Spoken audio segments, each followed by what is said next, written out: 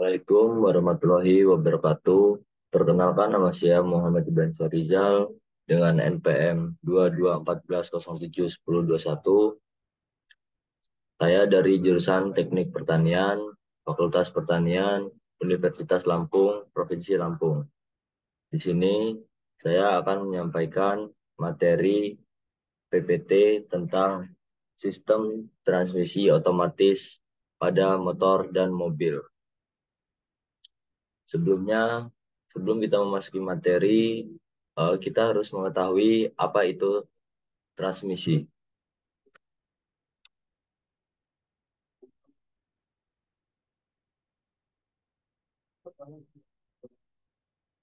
Transmisi yaitu salah satu bagian dari sistem pemindahan tenaga. Sistem pemindahan tenaga secara garis besar terdiri dari unit kopling, transmisi, penggerak air, atau final drive. Langsung saja kita masuk materi yang pertama, yaitu transmisi otomatis pada motor terlebih dahulu. Sistem transmisi otomatis saat ini banyak digunakan pada sepeda motor matic. Contohnya seperti Vario, Beat, terus Mio, NMAX, PCX, dan lain-lain. Transmisi otomatis adalah transmisi kendaraan yang pengoperasiannya dilakukan secara otomatis dengan memanfaatkan gaya sentrifugal.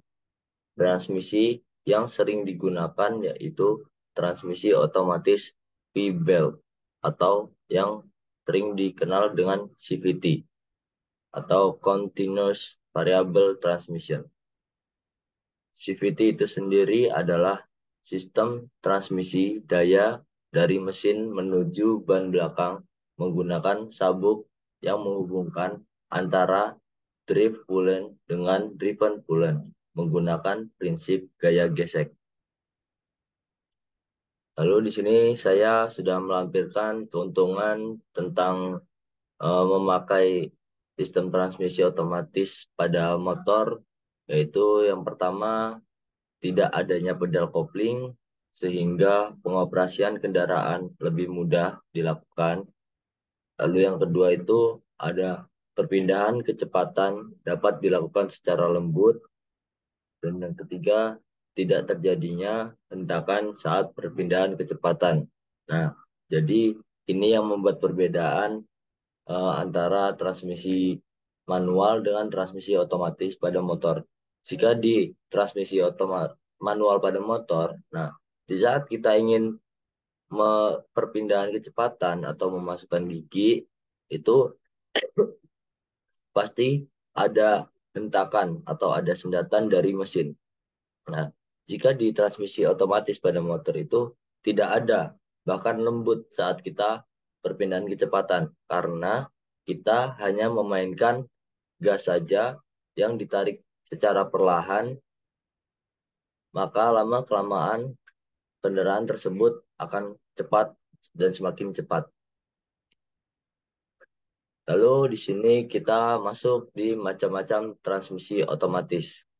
Yang pertama yaitu ada CVT atau Continuously Variable Transmission. Yang kedua ada AT atau Automatic Transmission yang banyak digunakan pada unit mobil. Nah, jadi transmisi otomatis ini ada dibedakan menjadi dua. Yang pertama itu ada CVT itu sendiri dan AT. Nah, CVT ini lebih dominan atau lebih sering digunakan tuh pada sepeda motor. Sedangkan di AT ini lebih sering sekali digunakan pada mobil. Baik, kita lanjut. Kita sekarang masuk di konstruksi CVT. Nah, di sini saya sudah memaparkan gambaran CVT pada motor matic. Nah, di dalam CVT ini terdapat beberapa komponen yang diantaranya drive belt, drive wheel, crankshaft, drive shaft, kopling sentrifugal otomatis, driven pullen. Nah, itu adalah komponen-komponen yang ada di dalam CVT. Lalu yang di atas itu ada gambar reduksi akhir. Nah, gambar reduksi akhir itu eh, adalah bagian dalam dari driven pooling. Nah, kenapa saya kasih reduksi akhir itu agar kita semua tahu bagaimana komponen-komponen di dalam driven pooler. Nah, itu bagian komponen-komponen di saat belum dirangkai menjadi driven pooler. Baik, kita lanjut. Kita masuk ke komponen CVT.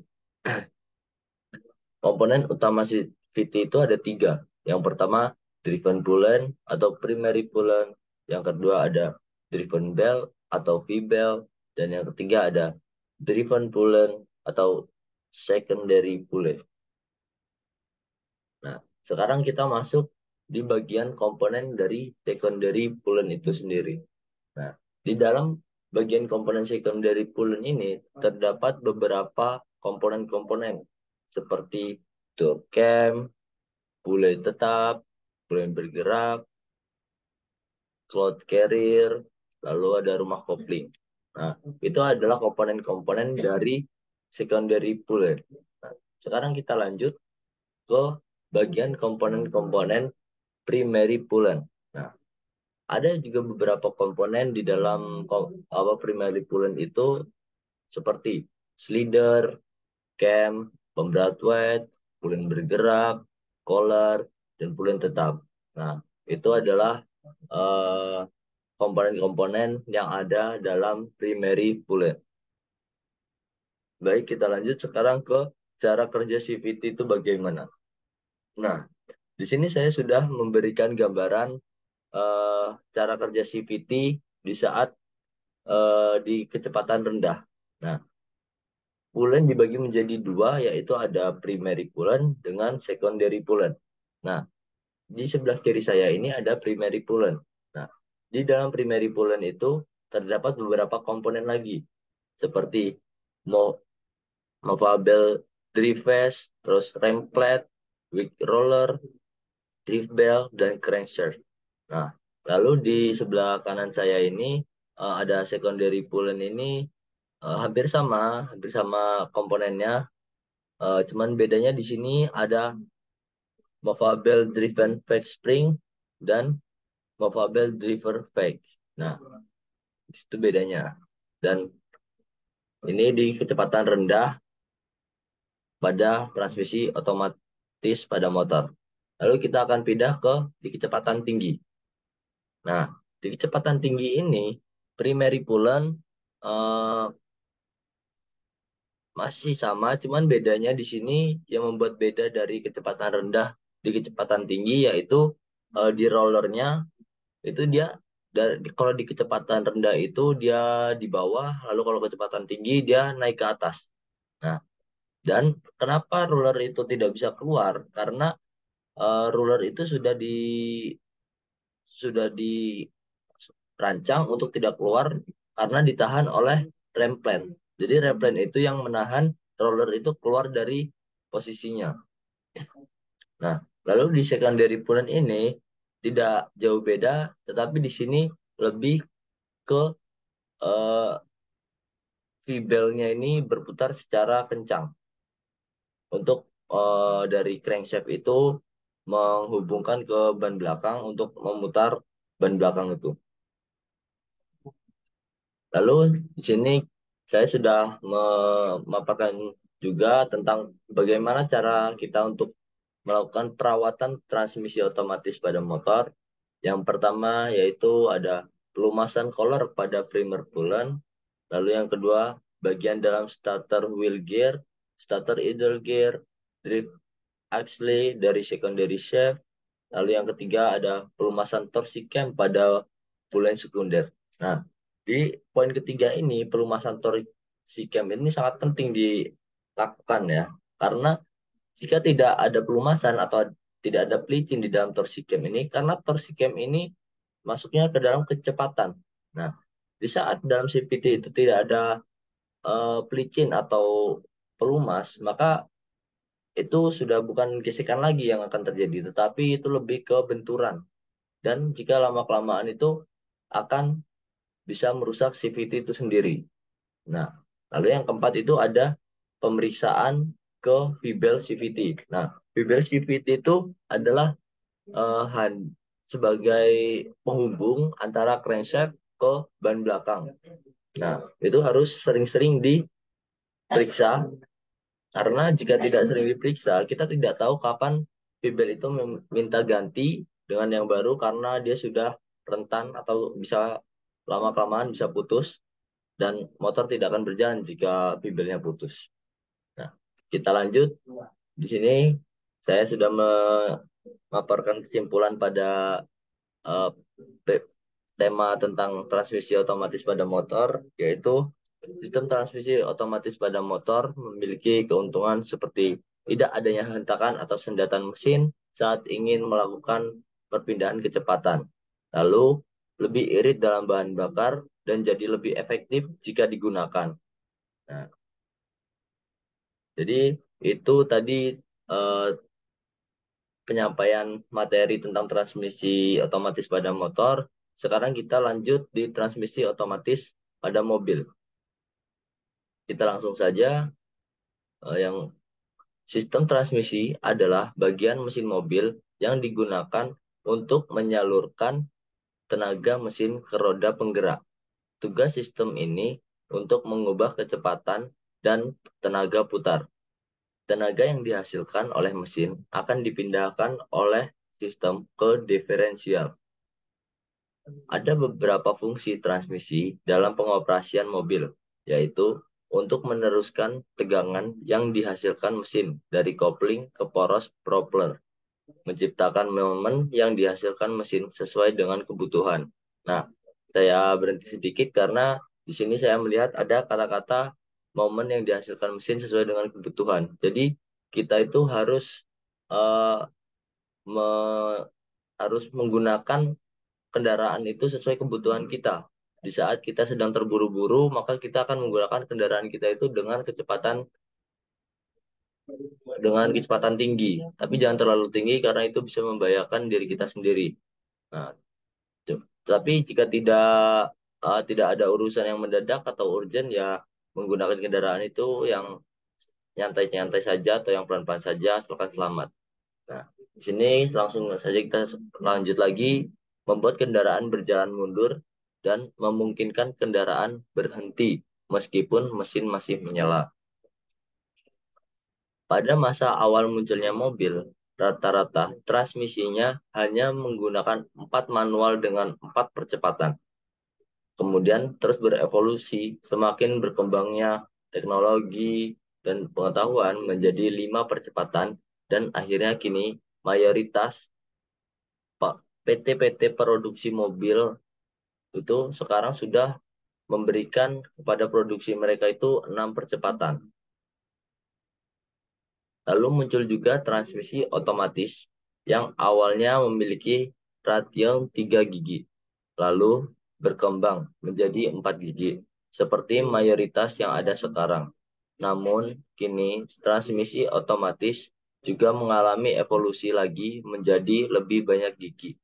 Contohnya pada Hyundai Santa Fe varian diesel yang memiliki teknologi mutakhir dengan transmisi 8 percepatan. Nah, di sini saja mayoritas sekarang memakai itu hanya 4 gigi. 4 gigi saja kita sudah tahu kencangnya seperti apa. Bagaimana yang dengan transmisi 8 percepatan. Nah, itu paling masuknya ke mobil sport sudah. Oke, kita lanjut. Kira-kira mengapa tren evolusi sistem transmisi menjadi lebih banyak gigi terus berlanjut? Apakah benar lebih banyak jumlah gigi berpengaruh positif untuk kendaraan? Tentu saja iya. Ada beberapa kelebihan yang bisa didapat kendaraan ketika jumlah percepatan transmisi ditambah seperti yang dilakukan Hyundai dengan Santa Fe-nya yang diberi hingga transmisi 8 percepatan atau 8 speed automatic shiftronic transmission. Oke, kita lanjut. Dan ini keuntungan-keuntungan kita saat memiliki transmisi atau gigi yang lebih banyak. Itu yang pertama dari efisiensi bahan bakar. rasio gigi yang semakin besar membuat konsumsi bahan bakar semakin hemat. Hal ini karena rasio besar tersebut membuat mesin bisa bekerja dengan putaran yang lebih rendah dan optimal. Selain itu, transmisi yang memiliki banyak gigi juga membuat perpindahan percepatan menjadi semakin halus karena perubahan rasio yang tidak terlalu jauh. Analoginya, seperti sebuah tangga. Transmisi yang banyak seperti sebuah tangga yang memiliki anak tangga banyak, namun tinggi setiap anak tangganya pendek. Dan dibanding dengan transmisi yang memiliki lebih sedikit anak tangga, namun tinggi anak tangganya itu cukup tinggi. Jadi lebih efisien yang sedikit memiliki anak tangga, tetapi memiliki jarak yang lebih tinggi di antara anak tangga satu ke anak tangga yang lain. Nah, di sini kita masuk ke komponen-komponen utama pada sistem transmisi mobil. Yang pertama yaitu ada main gear. Main gear adalah tumpuan yang digunakan di saat berada pada ground. Lalu yang kedua itu ada counter gear. Nah, counter gear itu digunakan untuk menghasilkan torsi dari gigi input menuju gigi kecepatan. Lalu yang ketiga itu ada input shaft, merupakan poros input tempat mengalirnya tenaga mesin dari kopling ke bagian roda gigi yang ada di dalam transmisi. Nah, jadi itu tuh berfungsi untuk mengaliri tenaga yang sudah dihasilkan mesin itu dari kopling ke roda belakang atau roda depan yang ada dalam transmisi. Nah, jadi input shaft itu ya cukup berpengaruh penting untuk penggerakan atau bekerjanya sebuah sistem transmisi otomatis pada mobil. Lalu yang keempat ini ada mineshaft. Mineshaft adalah komponen yang berfungsi sebagai dudukan gear, bearing, synchromesh, dan komponen-komponen lain. Lalu yang kelima ini ada reverse idler gear shaft, yaitu menghubungkan main reverse gear dan dengan counter gear. Nah, ini menghubungkan ini yang seperti karet tadi atau V-belnya itu. Nah, di mobil juga ada V-bel, tetapi dia V-belnya berbeda dengan motor itu. Nah, itu yang dinamakan reverse idle gear shaft. Nah, lalu ini yang keenam ini ada interlock. Interlock yaitu adalah sebuah fitur yang membuat di mana keadaan di antara kedua mekanisme ini saling bergantung dan saling memiliki fungsi satu sama lain. Nah, jadinya seperti eh, radiator dengan mesin. Nah, itu sangat berfungsi radiator itu terhadap mesin karena di saat mesin itu setelah digunakan, pasti mesin itu akan panas. Nah, radiator inilah yang akan mendinginkan mesin tersebut. Lalu sebaliknya, jika tidak ada mesin, maka radiator itu tidak akan bekerja. Nah, itu. Itu yaitu tadi 6 komponen yang penting pada sistem transmisi otomatis pada mobil. Lalu di sini saya sudah menyiapkan kesimpulan tentang materi transmisi otomatis pada mobil. Yang pertama yaitu dia lebih efisien terhadap bahan bakar dengan rasio gigi yang semakin besar itu membuat konsumsi bahan bakarnya itu semakin hemat. Hal ini karena rasio besar tersebut membuat mesin bisa bekerja dengan putaran yang lebih rendah dan optimal. Jadi tidak usah takut di saat kita ingin membeli mobil dengan rasio gigi yang besar, itu jangan berpikir, wah ini bakal boros. Justru malah tidak, itu bakal lebih hemat karena dia lebih eh, rendah melakukan putaran dan bekerjanya itu lebih optimal. Lalu selain itu, transmisi yang memiliki banyak gigi juga membuat perpindahan percepatan menjadi semakin halus karena perubahan rasio tidak terlalu jauh. Jadi ya tidak harus dari kayak motor itu kan satu ke dua itu kan kadang memiliki itu hentakan. Lalu di mobil juga kadang memiliki sendatan. Nah, jika rasio giginya itu banyak, maka kita akan enak dari satu itu langsung kedua itu dengan eh, sedikit usaha saja sudah tergeser itu kedua itu. Jadi lebih enak banyak rasio gigi daripada sedikit. Demikianlah presentasi PPT saya tentang sistem transmisi otomatis pada motor dan mobil. Jika ada kesalahan kata, saya mohon maaf dan saya mohon ampun kepada Tuhan Yang Maha Esa. Saya atas nama Muhammad Iban, saya mengucapkan terima kasih. Saya akhiri. Wassalamualaikum warahmatullahi wabarakatuh.